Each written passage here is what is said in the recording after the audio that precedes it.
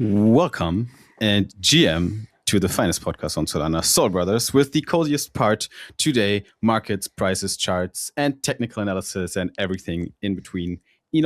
Welcome to another update on Solami. How's it going? Yeah, man. Ready. It's the second week of January, and I'm excited to see where the prices take us. So, as you always put it, let's get into the coziest part of the podcast. I will pull up the charts. How are you feeling, Simon? Not too bad, not too bad. I'm observing what's happening here. There's definitely enough going on to talk about today. So we do have some interesting news, not only on the chart here, but also on the macro horizon and on Twitter. So for everyone that has missed a few of these news items, I think after today's quick briefing here, you know exactly where we're heading right now. In terms of news, in terms of prices, I can give you an idea. Let me give you an idea. Let's take a look at the charts here. We are looking at the 1 hour Solana chart right now. Solana's trading at $140 as of today on the 12th of January here. And we are definitely in a very strong resistance area here on the upside. We can see that we had several attempts of a breakthrough, basically, coming here, starting basically on November last year already. And since then, we've been trying to basically break through the $145 region for more than 4 times already. And now we did it again back here on the 6th of January 26th, and then now again today. So we got rejected again. That is a clear sign for me that the price is probably not gonna advance soon in that region. I think for the next days, for the following trading sessions, right now the US markets are not open yet. It is a new week, so we are expecting to see some volatility going on in the next, let's say, 5 hours here. But I think we might have topped locally, at least, again in this resistance zone. What does locally mean? Following the Elliott waves here, I think that we completed a 5-wave advance to the upside in this larger third wave, and we're right now working on this 4th wave correction. I would prefer another high before we break down further, honestly. Obviously, I don't prefer to break down, but I expect the price to tap into lower price regions again, which would be honestly not a bad thing if we do that, because looking at the long-term chart, which is here the weekly chart for me, this low down here, which would be even below $100 possible. It doesn't have to break below 100. It could just tap into the region of $100, but it definitely is feasible that we see prices as low as $90.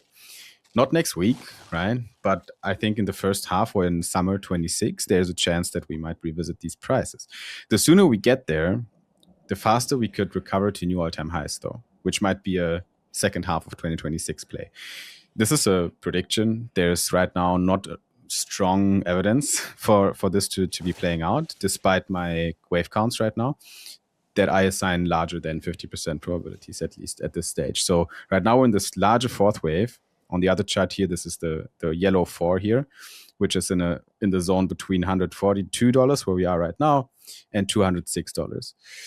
So I think we see a small correction right now in the next trading sessions, and then we might see another advance that can all play out during this week, basically.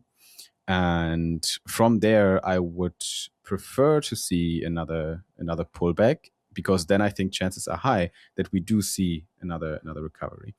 But in the short term, I do believe that, and it's starting right now during our session here while we're recording, the price is clearly being rejected up here and breaking down. So I think this wave here actually might be playing out right now. If that is the case, if the C wave in the 4th wave ABC structure started right now, then we're going to see prices lower than $133 before we might recover from the 0.5 FIB of this 4th wave here, potentially around 130 or even lower, right? We could go all the way to 123 and we could still go up.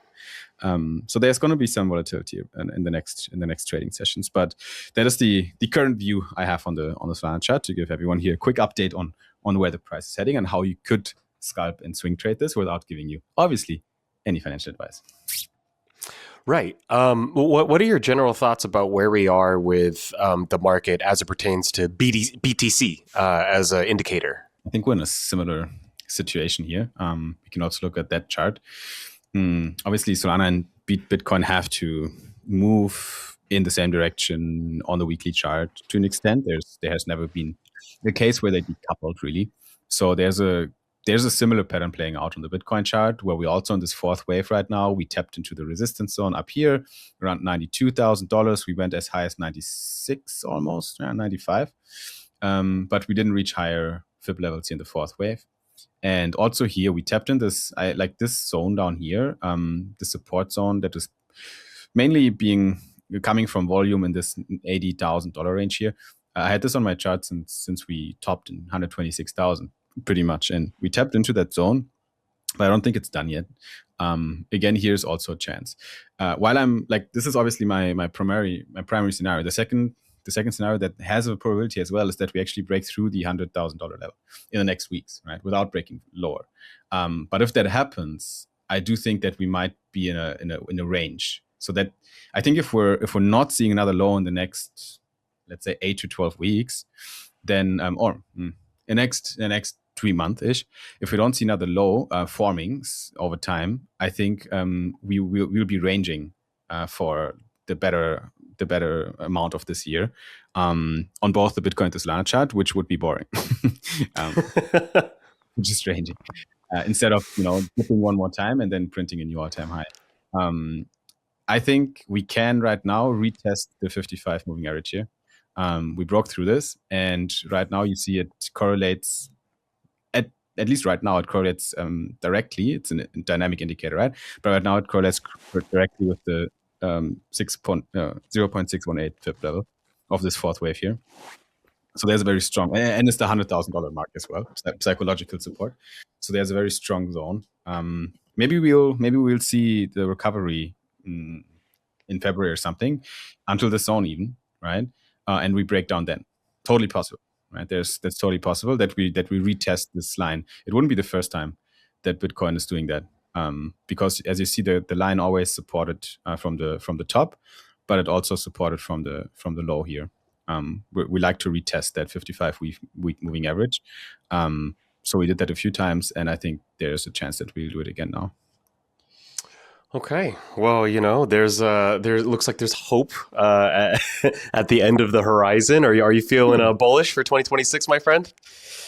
I think it can be a good year. I think it can be a very good year. And we're going to talk about it today, and we're also going to talk about it in the other YouTube video that's going out, where we talk about some of the tailwinds for 2026 as well, on the regulatory front especially.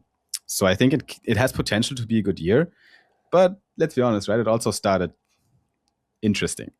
It started very shaky. So let's see where this leads us here in 2026. Right. And that leads us to our first piece of macro news. You know that we love to couch all of the price predictions and the technical analysis, not financial advice, on real world events that are happening in the world. And so this first piece of news, it's a little bit of a longer video, but are you ready to watch, my friend? I think you know what's going on here. I know what's going on, but that's for everyone that doesn't know yet. I think it's good to replay it quickly. All right. So let's give the people what they want.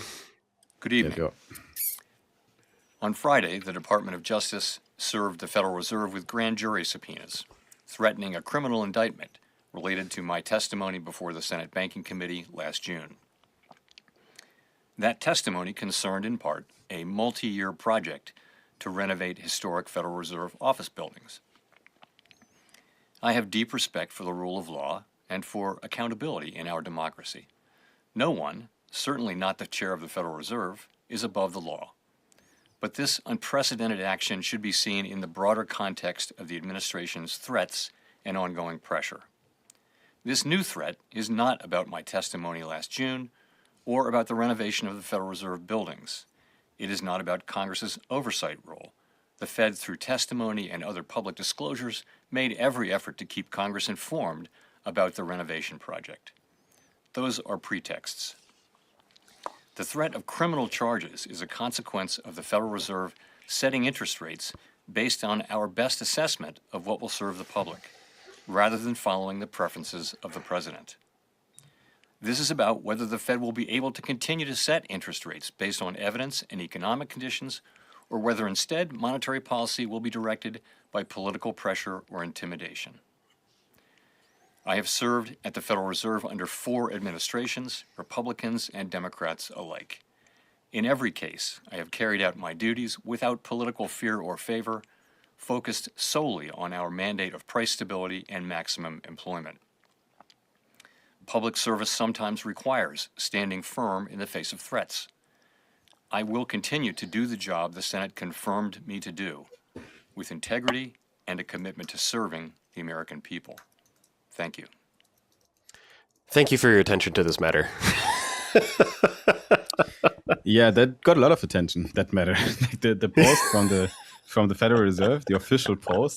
I don't know how many million views we have now, but when I last checked, it was already at 10 million views or something ridiculous. So the algorithm is definitely working. Like if something blows up, it fucking blows up on Twitter right now. And this news is, I think, a perfect drama for us to talk about, and for crypto Twitter to talk about, and for the whole world to look on. Just like the TLDR, I can give like some historical background, but just from looking on the top, what happened? What the fuck? What's going on? Just reflect real quick on this news item here. Yeah, I mean, Simon can provide more context as to why Trump and Powell have been fighting for years now, going all the way back to his first term. But what's happened recently, and why this has become such a big piece of news, is that this has never happened before. The Department of Justice has never gone after a chair of the Federal Reserve. And of course, Powell is in charge of setting the interest rates. So when you hear us talking about rate cuts, right, that decision is made by the Fed. And essentially what the Department of Justice has done is opened a criminal investigation into the head of the Federal Reserve to see whether or not he lied to Congress about the scope of renovations that are being done at the Federal Reserve headquarters, which I find extremely ironic, given the fact that Trump has full license to do whatever the fuck he wants over to the White House, even going so far as to demolish an entire wing of the building. But for whatever reason, he's found some sort of nitpicky excuse, some pretext to go after the head of the Federal Reserve. Could you share a little bit more about what the context is for this fight between Trump and Powell? You already brought up a good word here to open the background story a little bit, because now today it's the first time that we see Powell fight back, really, because he never made any statements. He did it. I think it's not in his. He's not that type, and it's not in his strategy to engage in any political drama and fight. So he basically just observes and then does his duty. That's how I perceived him in the past. And sure, we had our issues with him as crypto community, because we just want our backs to pump. So that's obviously why Trump has been a blessing for the pro crypto wing, right? Completely disregarding anything else he does for crypto and for price go up. This, we want rate cuts, right? But that is a very egoistical way to think about the world, because and Powell can't do that, right? He needs to look at it from all angles. And his goal is to have strong labor markets and a stable inflation rate. And he can use only very limited instruments to achieve that. And that's his task, and he does it to his best abilities and knowledge, and with well intentions. This is my opinion. He calls what just happened a pretext, as you also called it right now, for political pressure from the Trump administration to influence his monetary policy, specifically to lower the interest rates, because that has been an ongoing dispute between Powell and Trump, really. And this whole thing started back in June 2025 when Powell came up with a testimony where they discussed the Fed's $2.5 billion headquarters renovation in Washington. You might remember and recall some pictures, and even maybe they come up now on the timeline, with Trump and Powell touring the headquarters with construction hats, their yellow hats on their head.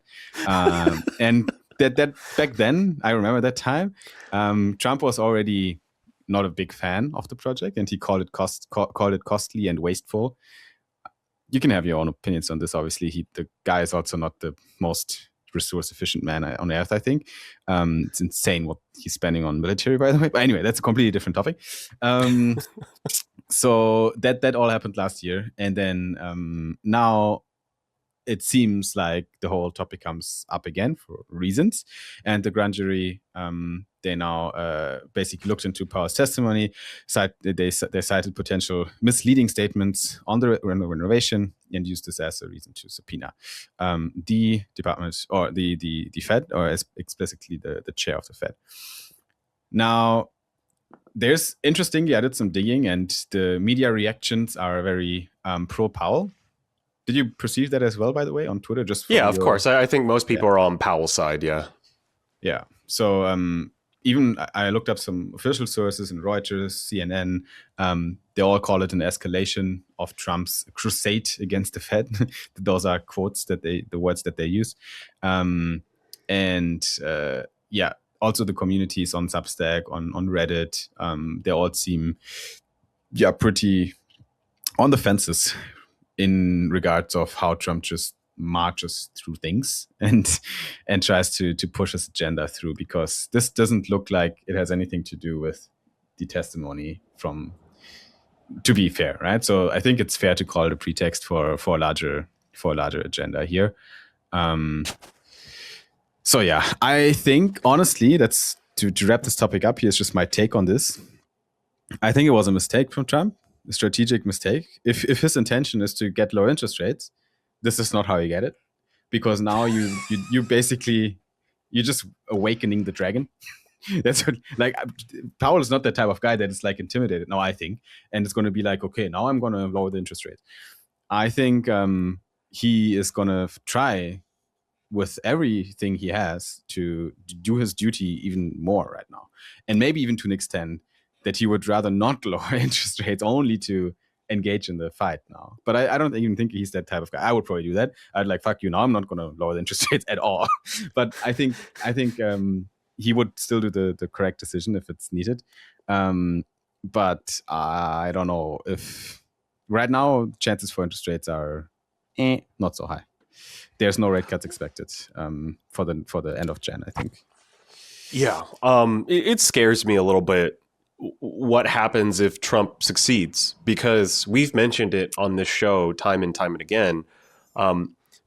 The American government functions on separation of powers. It's very important that specific functions of the government remain independent. And traditionally, the Department of Justice was one such organization. Your general attorney is not supposed to be someone who works at the pleasure of the president. This is a person who, obviously is probably philosophically aligned with the president, because the president is the person who picks them, but ultimately has autonomy over the cases that they prosecute or don't prosecute. It's very clear in Trump's administration. We haven't seen this in a very, very long time. Probably, the last time we've seen this was back during World War II, when it was a total war situation. And the president did have a lot more sway over the Department of Justice. I don't know what it was called back then. But now we're seeing essentially wartime powers being applied in peacetime. So now the president has successfully taken over the Department of Justice to the point where he gets to pick the cases that he wants the general attorney of the United States to pursue. And now he's trying to do something similar with the Federal Reserve. And I think that's something that's worth protecting, that balance of power. Yeah. And that is just from a purely political point of view, right? And from a also moral point of view, how should you do politics in a democracy like the USA? But then besides that, you also have the blunt topic of, is this good financial, like fiscal policy or not, or monetary policy to be exact, to actually lower the interest rates. Like, is this actually, like, should he do that? Because I get why Trump wants that. There's a few reasons for it, but essentially he just says, okay, Powell, you're slowing down the economy. Just make everything more affordable. Cut rates lower, make mortgage rates for homebuyers cheaper. Make business loans cheaper. Just give us stimulus. Like, you can boost the economy even further. You're holding back growth, so that's basically what he's saying. Also, he wants to strengthen the US dollar, which is also suffering a little bit. And then there's a huge topic of loans that are maturing probably this year, next year, that needs refinancing. And with low interest rates, it's easier to refinance them for all kinds of businesses, especially commercial and real estate loans, obviously, here. So I think this is important. It might be even urgent to lower interest rates, but it all comes at a cost, right? Usually, it's not a sign of strength when an economy has to lower interest rates to boost the economy and provide stimulus. It can backslash with exploding inflation and all kinds of things, trouble in the job market. So we'll see. I do expect this year to have more rate cuts, for sure. I think that's going to happen.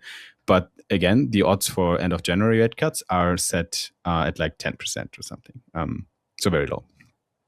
Yeah, right. I mean, well, Trump wants to cut rates as close to zero as possible. We've heard him say in the past that he wants to cut rates 3 or 4 points, which is like fucking nuts. Yeah. I don't even think there's 4 points to cut anymore. Now at 3.75, I think. So yeah, exactly. You would exactly. be minus or at zero. Yeah.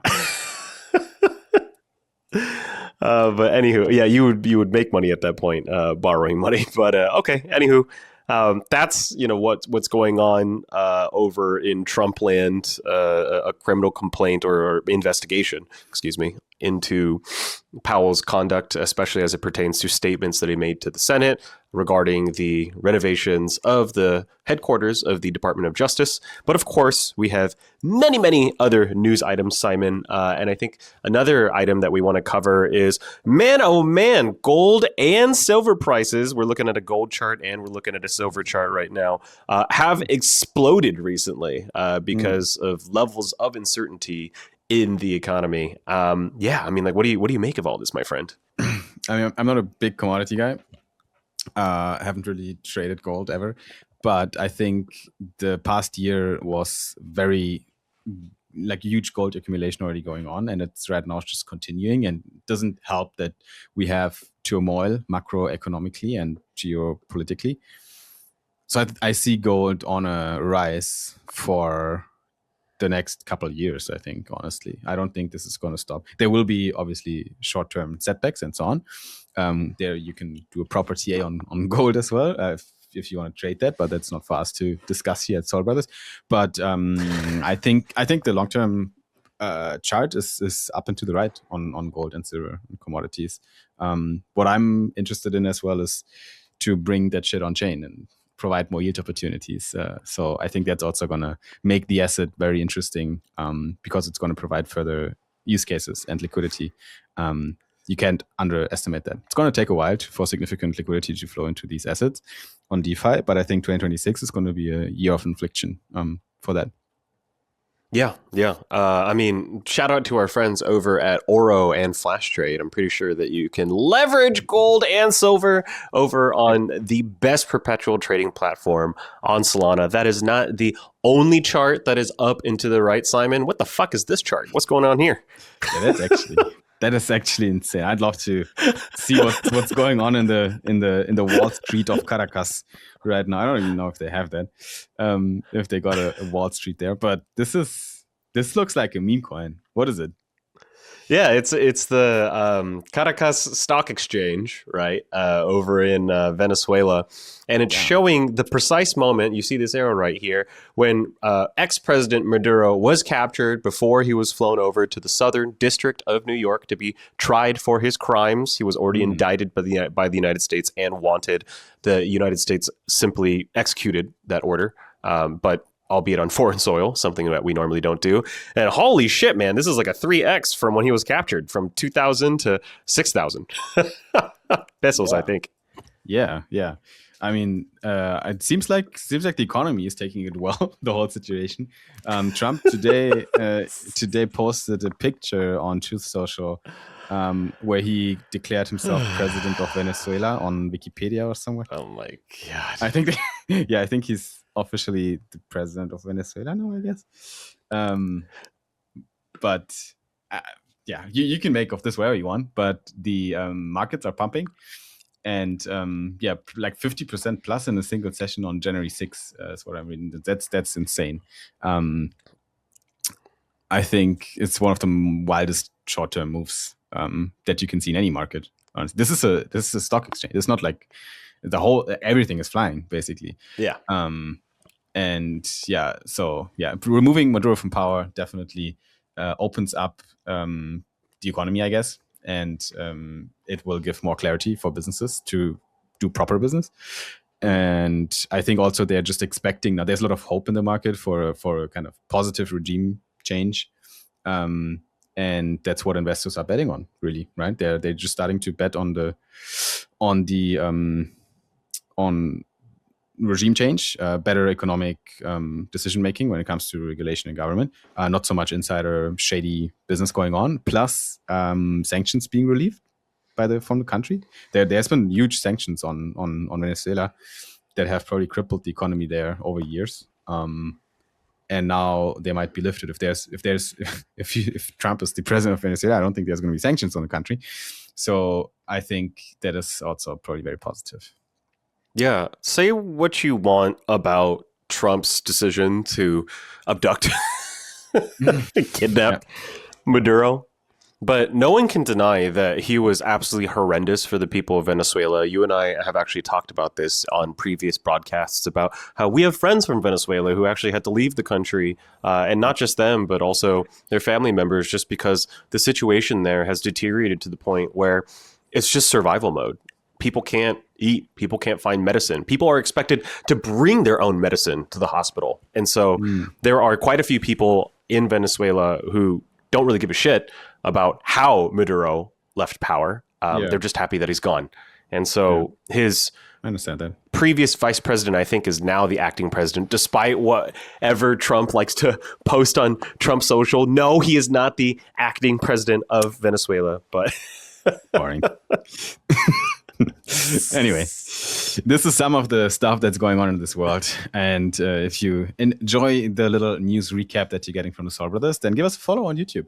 Head over to Sol Brothers Pod on YouTube, and we're posting usually twice a week about technical analysis on Solana and some macro updates from the markets. So you will get a fresh one like this again end of the week, but this has been your week opener. And if you want to get more info about Solana and everything that's going on in the ecosystem, then also watch the next video. Thank you so much for tuning in, and we'll see you at the next one.